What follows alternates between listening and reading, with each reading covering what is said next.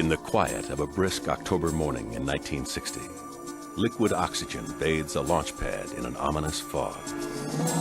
The Soviet Union is poised to take a giant leap ahead in the burgeoning space race. Deep in the steppes of Kazakhstan, hundreds of miles from civilization, and a world away from Western eyes, a powerful new rocket points skyward. Two previous endeavors have failed. They are determined to make it work now, at any expense.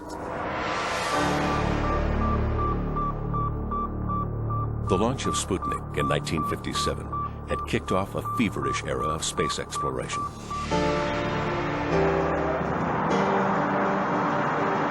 While the Americans struggled with their Vanguard rockets, the Soviets sent a dog named Laika into orbit.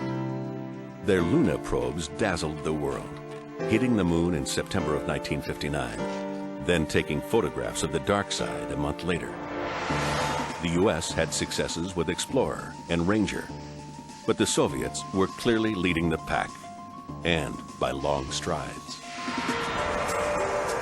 Even as the rocket readied for takeoff, Premier Nikita Khrushchev was in New York for a United Nations meeting, anxious to gloat about another Soviet success while on American soil. Back in Kazakhstan, the pressure was on to launch now, no matter what. During the countdown, a malfunction was discovered. Normally, this would result in a postponement, but not on this day. Fuel surged through the rocket boosters. Minutes later, the compound exploded into an inferno that would claim nearly 200 lives.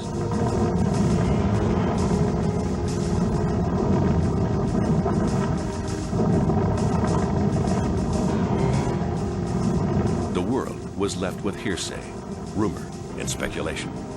Until now. Unexplained deaths, harrowing encounters in space, phenomena that puzzled the world for decades. These are the files long hidden behind the impenetrable seal of the Iron Curtain. Today, we can finally explore those hidden vaults, bringing to light the darkest mysteries of the secret Russian space program.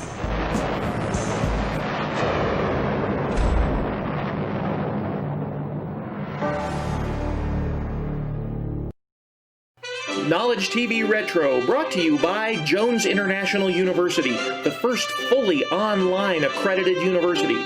Change your life for the better on your schedule. 8-week classes begin next month. Visit jiu.edu to find out more. From the beginning, the Soviets and Americans amazed the world with their stellar achievements. But that glory has been marred by disaster. Time and time again, the deadly matrix of politics, human nature, and destiny has shattered the myth of technological perfection. While rocket power has boosted humanity to new heights, its searing flames remind us that in the perilous pursuit of outer space, false starts are often fatal. The environment of space is even less forgiving. The smallest miscalculation can boil blood in minutes, or leave a spacecraft and its passengers marooned in orbit as life slowly trickles away. 1967. In the hasty race to beat each other to the moon, someone was bound to make a mistake, a deadly one. The Americans would misstep with the fiery deaths of the Apollo 1 astronauts. Then the Soviets, in their rush to the moon, would follow with the first in-flight death of a cosmonaut. It wouldn't be their only taste of tragedy and regret. Violent explosions on the launch pad, fatal miscalculations, and crucial equipment failures. The margin between life and death can be harrowingly thin.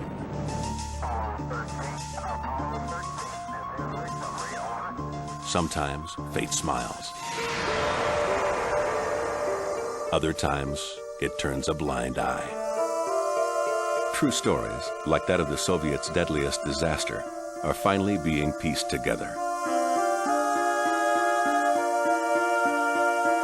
The missile poised in the launch pad that pivotal day in October 1960 was the R-16 ICBM. the pet project of Mikhail Kuzmich Yangel. It was a rocket designed to deliver deadly nuclear warheads to the U.S. This would be Yangel's first test at a newly constructed launch pad at Baikonur, and it was scheduled for the anniversary of the Great October Revolution. Marshal Nijelin was the commander-in-chief of the Strategic Missile Forces. He would conduct the test himself. Many of the top military officers and rocket designers were there to watch the historic launch. But the launch was off to a disappointing start. An electrical problem threatened to abort the entire mission.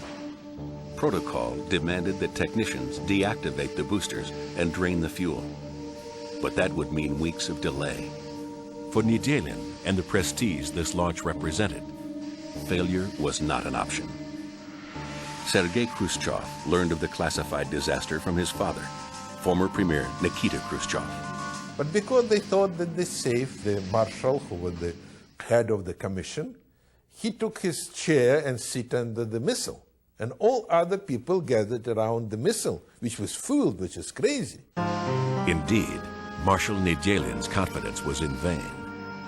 As engineers tried to fix the problem, they accidentally triggered the ignition sequence. The engine began to work. Of course, it was just burned the first stage, and 150 or 160 tons of all this stuff just dropped down, and it began the fire, and they burned everything there.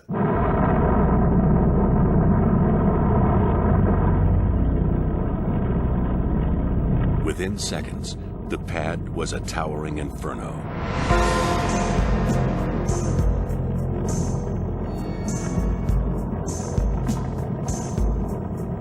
What you are seeing is that actual disaster. 126 people died instantly, including Nijelin, charred beyond recognition. 50 more would die later from their injuries. The world's greatest single missile catastrophe. While burning victims tried and failed to make their way out of the raging inferno, others walked directly into its burning center. They weren't going in to save their comrades. What they were after was of much higher priority. They risked their lives to preserve this flaming box. What secrets that box contained may someday also come to light.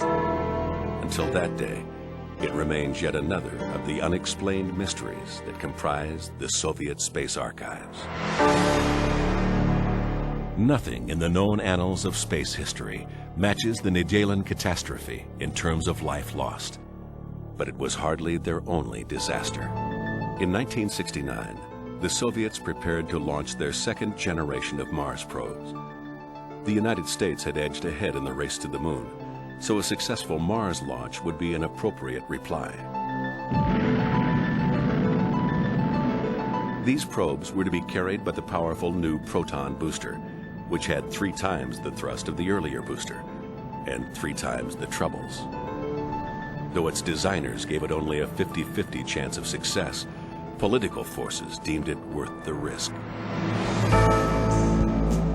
None of the 3 launches were successful, but the attempt you are witnessing nearly turned fatal.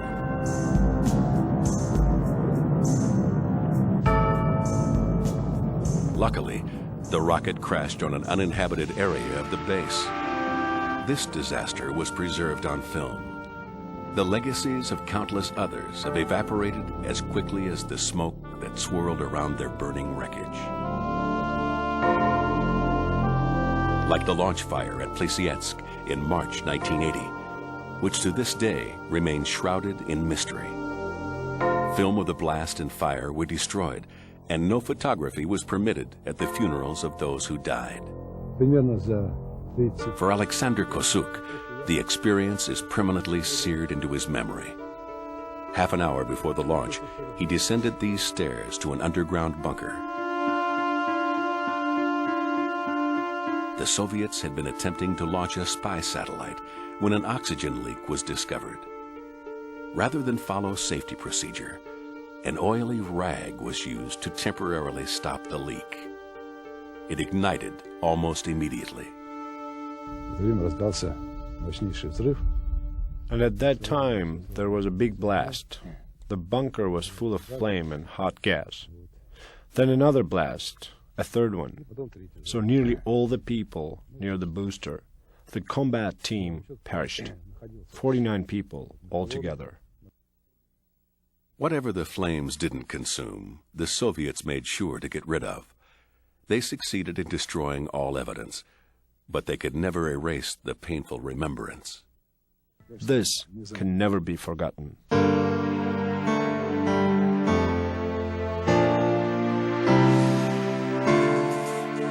But how can these victims be remembered when they are not officially even a part of sanctioned history?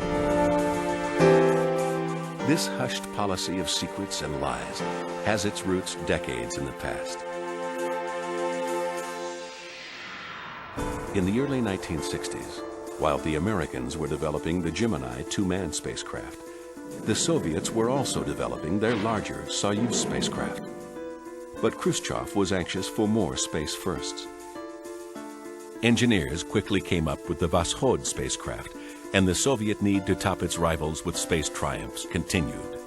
Voskhod 1 would carry a crew of 3 into orbit.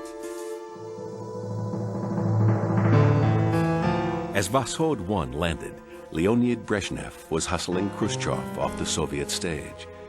But the space race continued.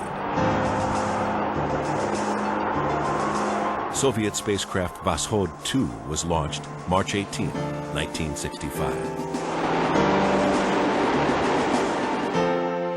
In the first spacewalk, cosmonaut Alexei Leonov took a step into the abyss while the world watched.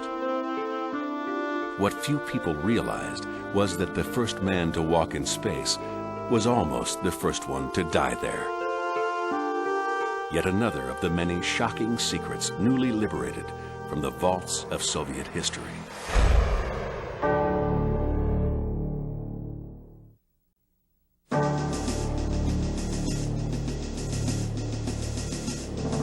With the collapse of the Soviet Union, much of the previous deception of the Cold War era has vanished.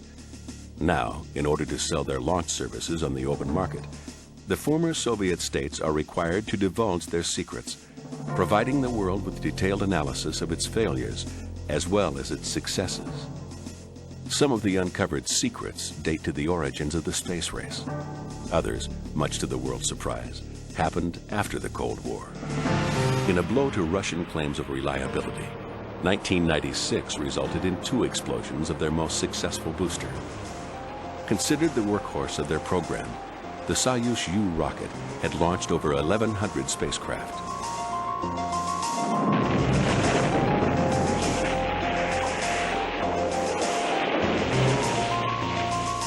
An investigation determined that both disasters were caused by defective parts. With sloppy mistakes such as these, it is easy to see why the newly independent Soviet nations, struggling to survive economically, would want to hide their failures. In the past, it was political motivation that turned truth into obscurity. With the opening of Soviet society, the world is learning about this hidden past. It is a history filled with failures and near misses, forgotten heroes and unknown cover-ups. Information that may have saved lives had it been revealed.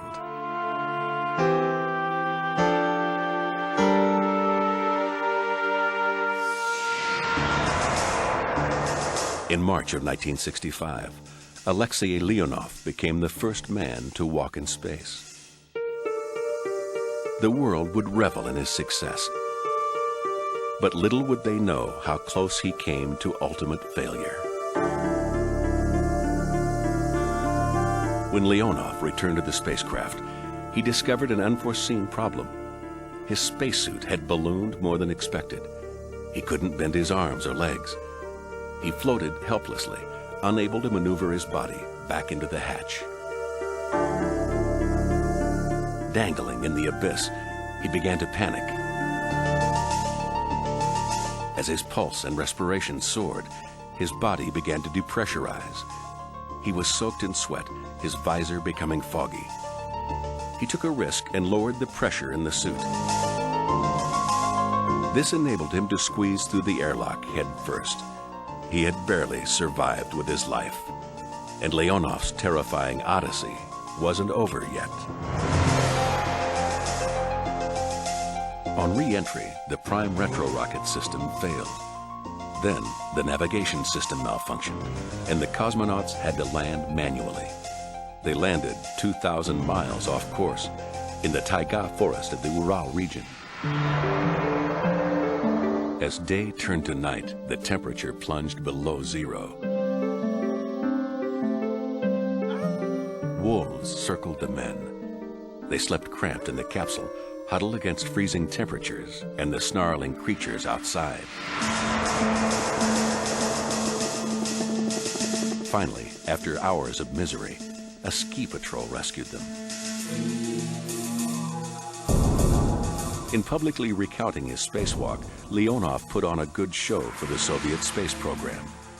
He failed to mention the dire sequence of events that nearly cost him his life. His non-disclosure would be costly for Americans. Ambitious to match the Soviet achievement, NASA hurried to get its own astronauts walking in space. One of the first, Eugene Cernan, repeated the same harrowing experience that Leonov had, fighting for his life in a spacesuit that didn't function properly in the vacuum of space. It wasn't the first time that a lack of openness between space agencies had dire and even deadly consequences. Valentin Bondarenka was the youngest member of the first cosmonaut team. In March of 1961, he went into an isolation tank. For 10 days, he ate, slept, and worked in an environment of pure oxygen.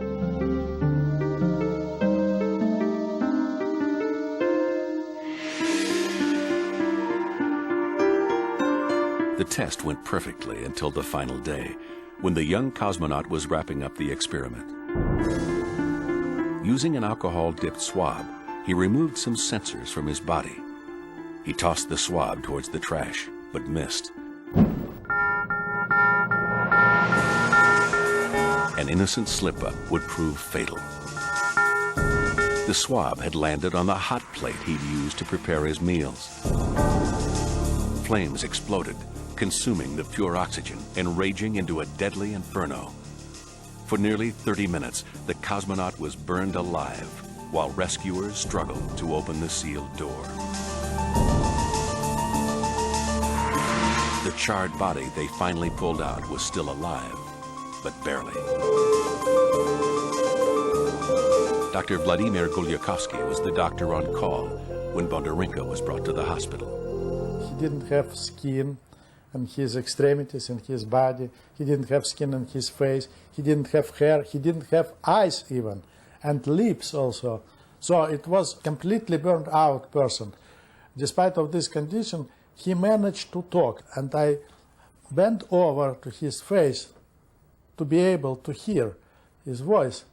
And was terrible smell, you know, it was difficult even to come closer to him. So I bent over his face and I heard that he said, "It's too much pain, do something, kill the pain." The once vibrant cosmonaut was doomed, lingering for 16 hours in inconsolable pain and misery.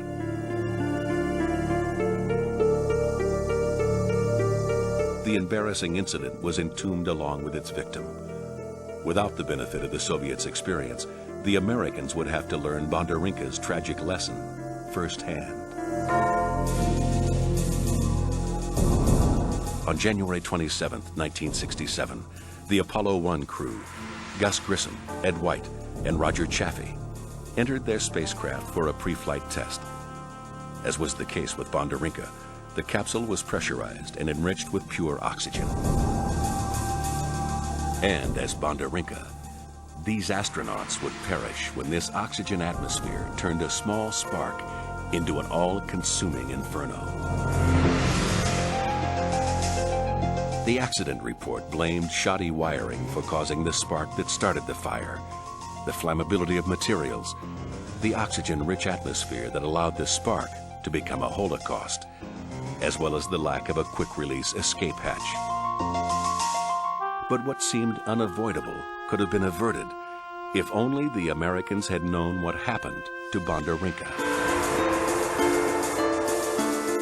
Despite their best efforts, the engineers at the helm of both space programs were operating in untested realms of experience.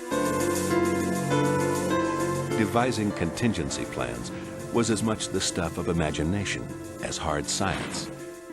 In such uncharted territory, death was often cheated by the thinnest of margins.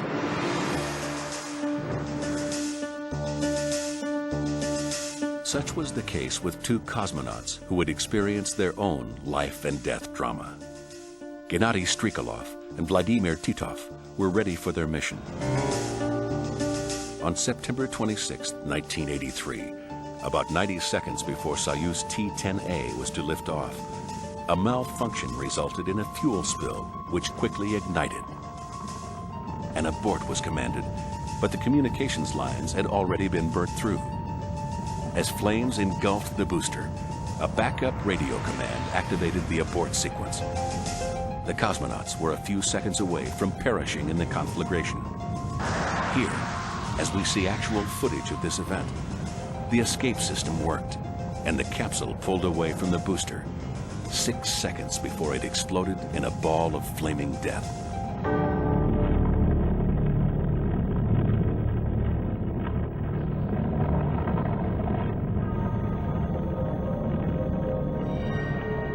In a perfect world, the tragedies of the past would provide us with lessons for the future.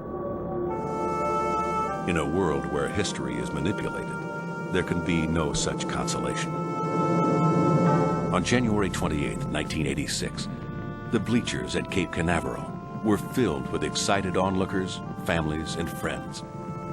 But their overflowing pride would do nothing to prevent the horror of what took place.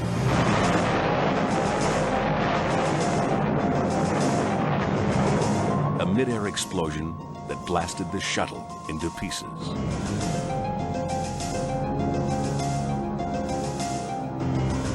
Had the Americans been aware of the details of the near disaster aboard Soyuz T-10A just 2 years earlier, perhaps they wouldn't have been blinded by their self-confidence. Over 25 years after the Soviet Nedelin catastrophe, a space program was once again driven by political pressure, allowing the fatal consequences of haste to yet again martyr the exploration of space. Over the years, experience, safety precautions, and technology all combined to make spaceflight safer. But political pressure, human error, and cruel fate repeatedly made for a combustible and often tragic mixture.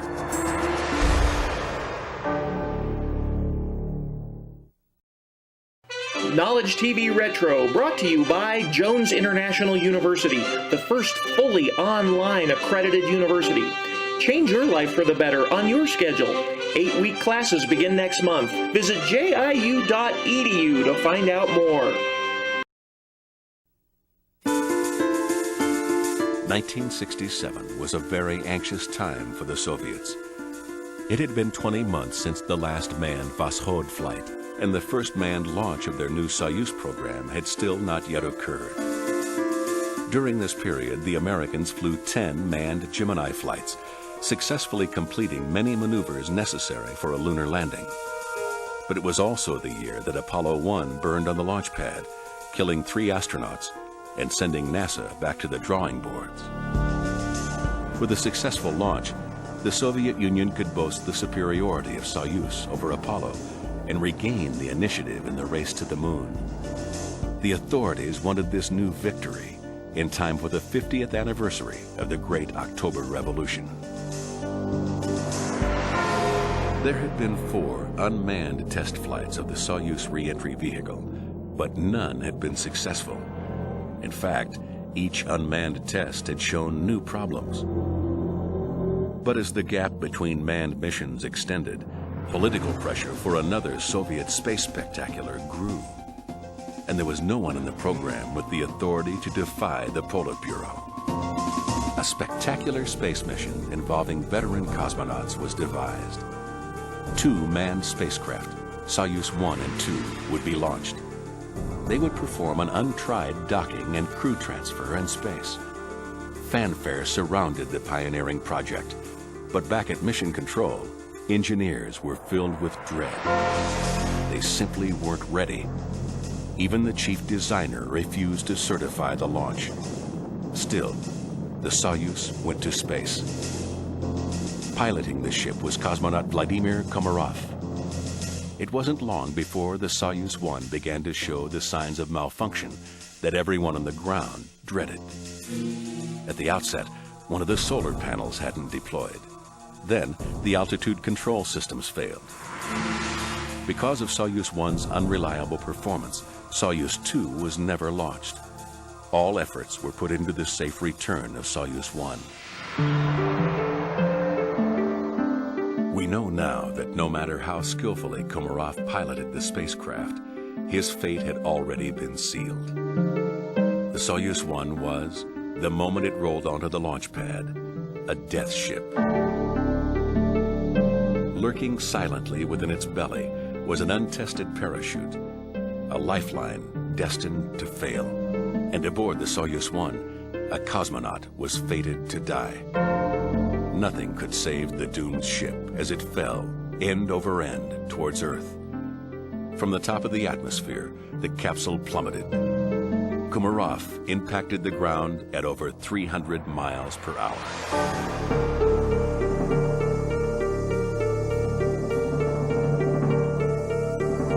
At the height of the moon race, news of such gross negligence could not get out, and so Komarov's story was buried along with his mangled corpse. And meanwhile, the world, blind to the death and disaster that had come before, celebrated the successes with enthusiasm. On July 23, 1969, when Neil Armstrong made that small step for man, the Americans made a giant leap in the seesaw race to the moon by crossing the finish line first. Ever the experts at propaganda, the Soviets feigned disinterest. They didn't televise the moon landing and barely covered it in print. They immediately denied that they ever intended to send a manned flight to the moon and proclaimed that they were turning their energies toward their space station program, Salyut, a program that would ensure a string of firsts, as the Americans had no such programs. Salyut was the first orbital laboratory in the world with the capability of long space flights. It was a plum assignment for a young cosmonaut named Pyotr Koloidin and his crewmates Alexei Leonov and Valery Kubasov. But fate had different plans. 2 days before the launch, the primary crew had their last medical test. A dark spot showed up on Kubasov's lung, and the flight commission replaced him with a backup. When Koloidin and Leonov were overheard lamenting the substitution of their comrade, they too were replaced, a seeming injustice, but one that would save their lives. And so in June 1971, Soyuz 11 took off without them. The craft completed the first successful docking with an orbital laboratory, and cosmonauts Viktor Patsayev, Georgy Dobrovolsky, and Vladislav Volkov spent nearly 3 weeks aboard the Salyut 1. But not all went smoothly. What you're about to hear is a real emergency in space, a chilling encounter with death too distressing to be revealed until now. Прочтение вам по программе на 3 витка последних, а потом поговорим, ладно? Ох, елки зеленые, что-то у нас целый день сегодня одни уточнения напичкают. Винтарь, примите форму 23. Подожди, нам сейчас не до этого, у нас пахнет на борту горелым чем-то. Понял вас? Сообщайте. Что сообщать, пахнет? Янтарь 3 на связи. Слушаю вас. А что слушать, тут не поймем, откуда дым идет. Разбираемся. Дым идет уже? Да, идет. Но тут закрыто наглухо панели, не можем добраться быстро. Сейчас возьмем отвертки, будем вертеть. Тут... Сотни 2 винтов. Понял. Янтарь 2, выключайте всю ненужную аппаратуру. Так это понятно, ты понимаешь, мы не знаем, что горит. Может быть, кабель горит, мы его в жгуте не можем проверить. Понимаешь, запах идет из-под приборной доски. Мы скрыли панель приборной доски, под ней обгоревший кабель в жгуте, и запах продолжает идти. Если вы будете переходить в 7 КТ и делать расстыковку, то расстыковка штатная, завершающая операцию только по нашему указанию. Леша, подожди.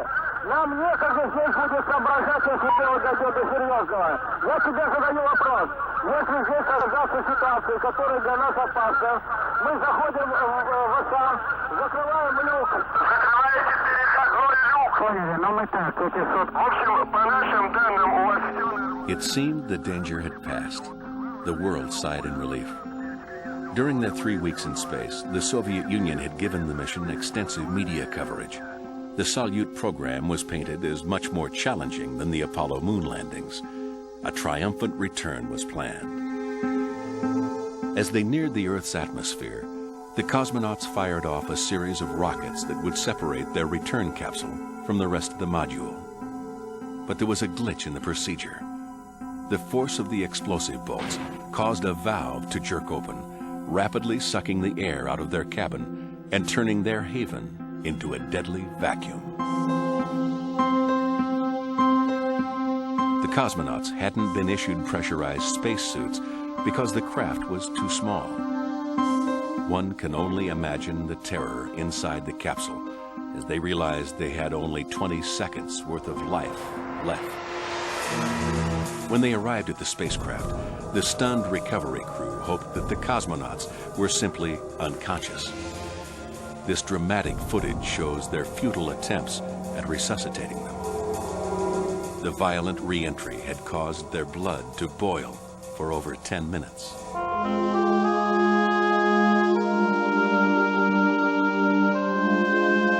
While a nation honored its martyred heroes with a memorial on the Kremlin wall, cosmonaut Kaloydin was burdened with a deeper grief.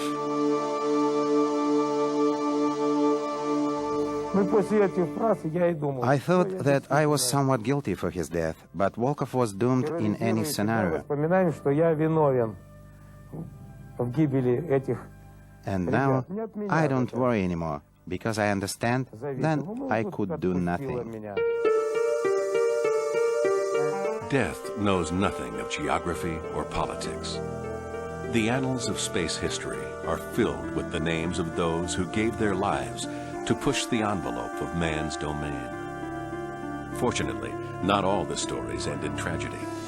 Fate still manages to smile upon those seeking out the mysteries of space, even when the odds seem stacked against them.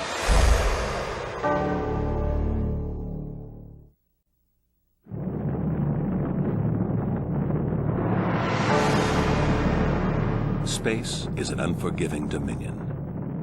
Hurling through the barren vacuum, there is no lifeline, no safety net, and little room for error.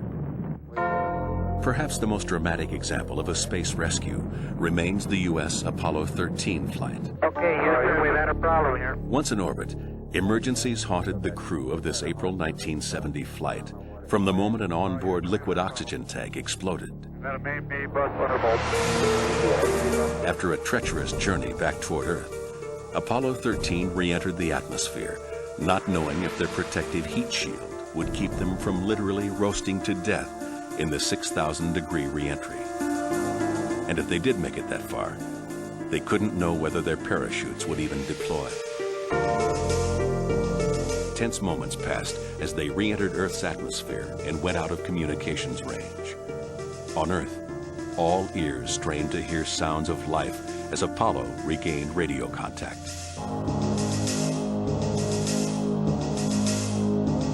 This time, fate was gracious.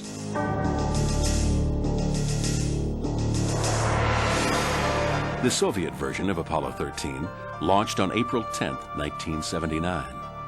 The Soyuz 33 mission was the fourth international flight, whose crew included a Bulgarian cosmonaut. All was going routinely as they were preparing to rendezvous with Salyut 6. Then, on the Soyuz, something went dreadfully wrong. The tension grew as Mission Control consulted with cosmonauts already on board the station, waiting to greet the Soyuz crew. Протоны, протоны. Вы видите пламя из двигателей Сатурна? Вы видите пламя? Это было не как всегда. Это двигалось в сторону. Вы видите это отчетливо? Да, я уверен. The Salyut crew had confirmed the unthinkable. For the first time in roughly 2,000 firings, a Soyuz main rocket engine had failed. It was the third mission for cosmonaut Nikolai Rukavishnikov, and definitely the most perilous. We had an explosion at the rear engine of our Soyuz 33 ship. We could not dock with the station. Furthermore, we could barely return from orbit. It was a critical situation, and we had a good chance of not returning to Earth. While Mission Control struggled for some way of bringing the ship home, Rukavishnikov realized the nightmarish possibility of being marooned in space with only 5 days of supplies. The crew would have to use their reserve engine for an emergency landing, but there was no way of knowing if it still worked without trying it.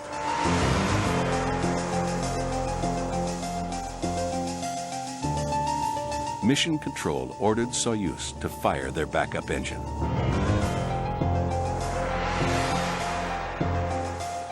No one had to tell the crew what would happen if it didn't work up to capacity. The cosmonauts were already picturing that dreadful scenario. If the engine worked less than 90 seconds, Soyuz 33 would remain a live satellite for 5 days, then become just a satellite containing corpses.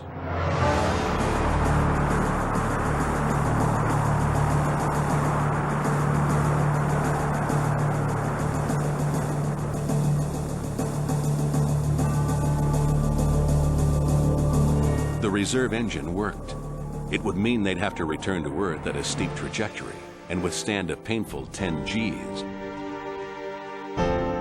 But they would return to Earth alive.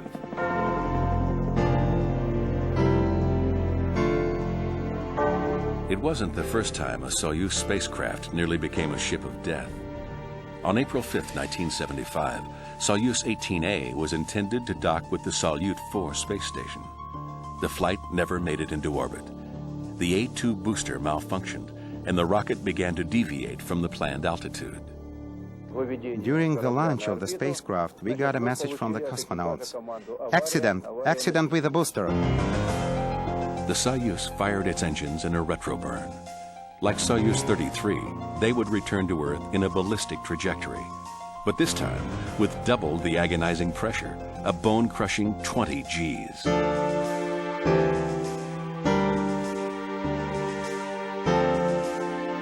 Cosmonaut Vasily Lazarov lived through the agonizing ordeal.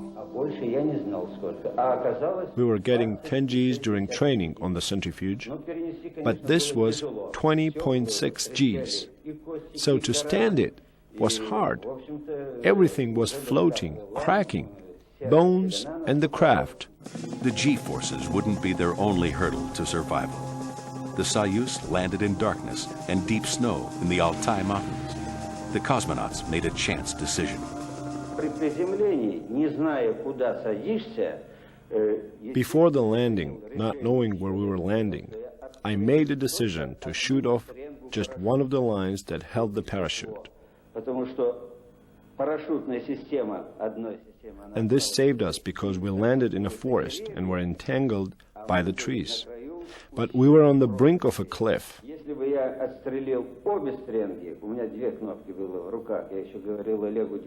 If I had shot off both lines, we would have been carried over the cliff. While officially landing in the Altai Mountains of the Soviet Union, the cosmonauts were in a rocky region of northwest China, less than a mile from the Mongolian border, and around 50 miles from the Soviet border. The Chinese were never notified of the intrusion. A safe landing was not fated for Soyuz 23 either. In October 1976, after a failed automatic docking with the Salyut 5 space station, Soyuz 23 was ordered back to Earth.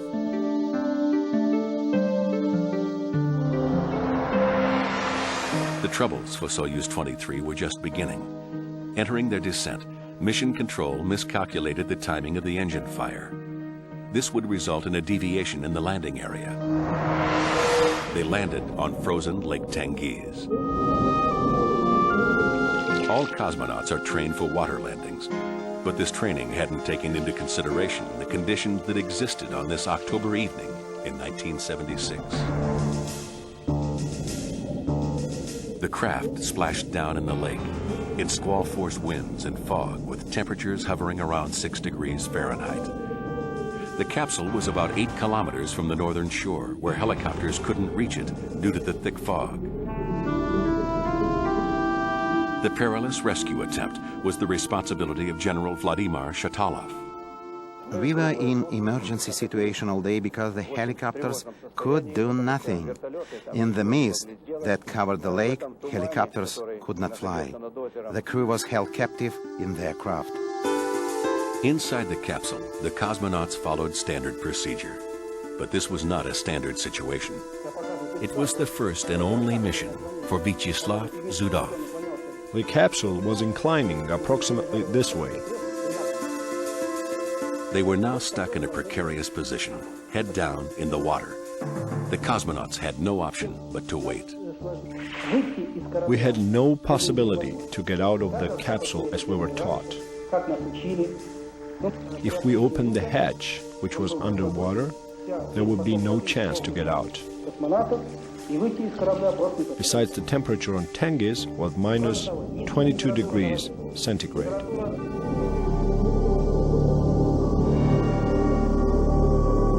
Now the cosmonauts faced real danger. With the capsule upside down, the valve connecting to the outside atmosphere was submerged. They had no way to get fresh air. They had to use the regeneration system to supply oxygen, but they were running low on power. To stay in such a situation in the spacesuits and do nothing, we would freeze to death. We started to save electric power. We switched off all sources inside the capsule. Left on only the beacon and radio that we would need to use. But they soon failed. Valery Rozdesvinsky feared the worst as the cosmonauts slipped in and out of reality. You could feel the CO2 without instrumentation. Just feel it. When I felt close to losing consciousness, then I would switch on the regeneration. Then, when my mind started to clear and the blue haze disappeared from my eyes, I'd switch it off, and so on, all through the night. 9 hours after the landing, helicopters were able to locate the craft. Frogmen attached flotation aids and a tow line to it. As we see in these rare photos of the actual rescue, the helicopter couldn't lift the capsule, but was able to drag it 8 kilometers to shore. This time, death was cheated by the slimmest of margins.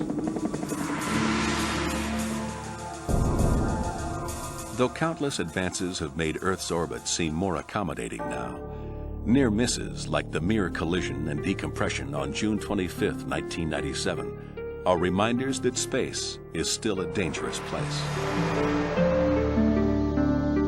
When American astronaut C. Michael Foale replaced astronaut Jerry Linenger aboard the Mir, NASA hoped that the worst of the near disasters were over. Linenger had endured a near collision with a cargo ship, as well as an ongoing litany of mechanical and electrical breakdowns, including an intense fire. The fire was basically in this region here, with the flame shooting across this way. And therefore, as you can see where the camera is basically where I was at, and we had one other body in front of me. I was passing the fire extinguisher. At that time, the other Soyuz was on the other side where Progress is now docked. So as you can see, it would have been very difficult to get through the flame itself to get to one of the rescue vehicles. Foale was to fare worse. Mission Control wanted to attempt a manual docking with a Progress cargo vehicle. Because of previous problems with the docking system, they decided to attempt the hookup with the radar system off. In Soviet tradition, human error was blamed for what would happen next. But as the facts have emerged, it's become apparent that the Mir was a victim of faulty planning. the crew nearly paid for these mistakes with their lives. The cosmonauts had practiced this manual docking maneuver before, but only with an empty cargo ship. This one was heavy and approaching fast. But without the main radar system, there was no way to know how fast or how far away it was at any given time. This lack of crucial information would nearly prove fatal. Cosmonaut Vasily Sabliev tried to slow the capsule with the braking lever, but the progress kept coming. From the porthole, cosmonaut Alexander Lasutkin watched the progress fly over the docking port. I asked the technicians, how do you see the side of the station? By radar or on the screen? They replied, but nothing is on the screen. By radar, of course. So if we had radar, there would be nothing to talk about. As Lasutkin ordered Foal to the Soyuz vehicle for evacuation, Progress crashed into Mir. The entire space station shook. The master alarm began to blare. The collision had caused an air leak. The life-sustaining atmosphere of the Mir was being sucked into the vacuum of space. The quick-thinking crew was able to save the station by severing a series of power cords so that they could seal off the damaged area. Mir survived the first decompression of an orbiting spacecraft. A split second later, a slightly larger impact, or a different course of action, and it all might have ended there for Mir and the men on board. The Mir collision has become legendary in space history. But had fate not smiled on them that day, their account might have been concealed, distorted, or forgotten, like so many of the stories before them. Today, the murky depths of the Soviet space archive are just beginning to divulge their secrets. Some of them so bizarre, so irrational, they seem fated to remain forever a puzzle.